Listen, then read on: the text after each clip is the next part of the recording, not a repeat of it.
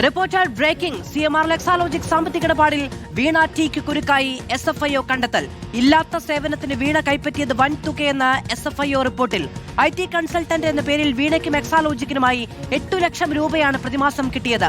വീണയെ ചോദ്യം ചെയ്യാൻ ED വിശദമായ ചോദ്യാവലി തയ്യാറാക്കിയിട്ടുണ്ട്.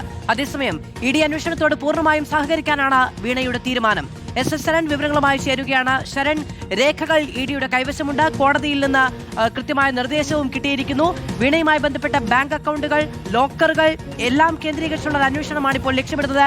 SFIO റിപ്പോർട്ടിൽ കൂടി വിശദമായ വിവരങ്ങൾ ലഭ്യമായിരിക്കുന്നു.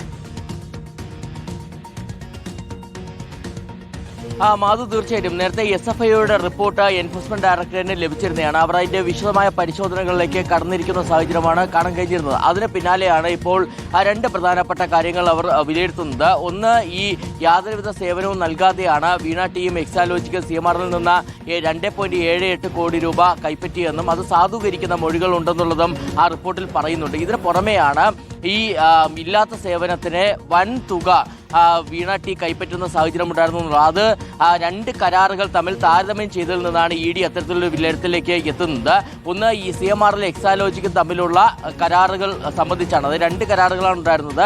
CMRലും വീണ ടിയും തമ്മിൽ ഉണ്ടാക്കിയ കരാറുണ്ടായിരുന്നു. ഇതിന് പുറമെ തന്നെ വീണയുടെ കമ്പനിയെ എക്സാലോജിക്ക് CMRലും തമ്മിൽ ഉണ്ടാക്കിയ കരാറുണ്ടായിരുന്നു.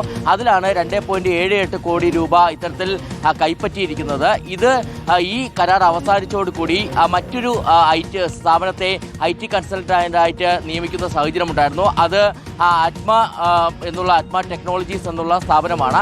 ആ സ്ഥാപനത്തിന്റെ കരാറുമായിട്ട് വച്ചു നോക്കുമ്പോൾ, അതായത് ആ സ്ഥാപനത്തിന്റെ കരാറിൽ പ്രധാനമായും ഈ വീണയ്ക്ക് എത്രയാണോ നൽകിയിരുന്നത് അതിന്റെ പകുതി മാത്രമാണ് രേഖപ്പെടുത്തിയിരിക്കുന്നത്. അപ്പോൾ സ്വാഭാവികമായിട്ടും അങ്ങനെ ഈ നൽകാത്ത സേവനത്തിന് വൻ തുക കൈപ്പറ്റി എന്നുള്ള കണ്ടെത്തലിലേക്കാണ് എത്തുകയും ചെയ്തിരിക്കുന്നത്. എന്തായാലും